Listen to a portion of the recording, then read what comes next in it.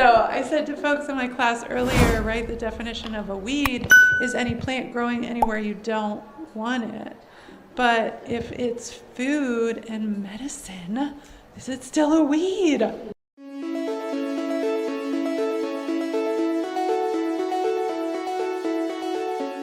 I love local weeds, and I think whatever's growing around us is our best medicine, and whatever's growing in abundance right outside our door is probably the medicine that we need.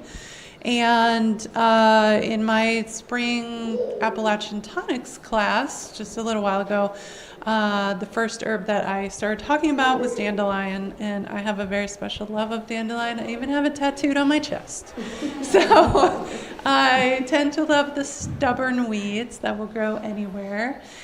And there are so many wonderful things that we can do with dandelion. I think one of the most important things is that it's an amazing food for the bees, and it's one of the first foods of the year for the bees. So in Asia, they actually grow dandelion on purpose because they know how incredibly important it is for all of us.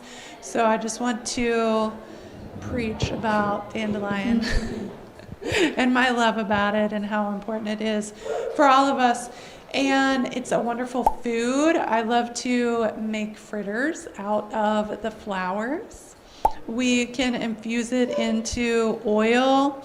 It's got so many antioxidants in it. So years ago, I heard herbalist Lisa Ganora talking about how it's actually a great sunscreen. I think it's more ingesting it than putting it on topically, but it has these great leaves, these bitter greens that are full of antioxidants. And so the more antioxidants we ingest, then the more protection we have from carcinogens. Great to remember those things. All parts of the plant are actually edible. So the leaves, the flowers, the root, of course, we can dry and roast and make tea out of. It's a wonderful bitter along with the greens and supports our liver. It also has inulin in it, which is great for balancing our blood sugar. So I remember it because it sounds like insulin. Inulin is a phytochemical that balances our blood sugar, and it's a prebiotic, so it feeds the probiotics in our guts. We all need that.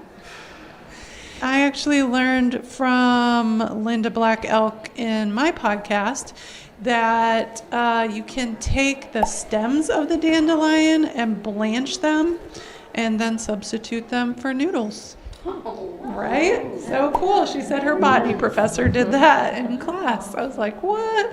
So I'd imagine you could probably use them as a straw as well, but I think you blanch them just so you kind of get rid of the latex.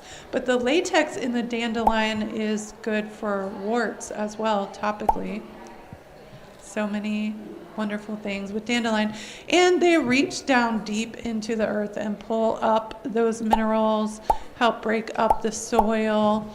So we do want to remember not to harvest dandelions somewhere where there may be chemicals in the soil because they'll bring those up into our food, right? But we can make tinctures, we can make tea, we could make a dye out of the flowers, we could make bitters with the leaves, seemingly innocuous dandelion. That weedy weed.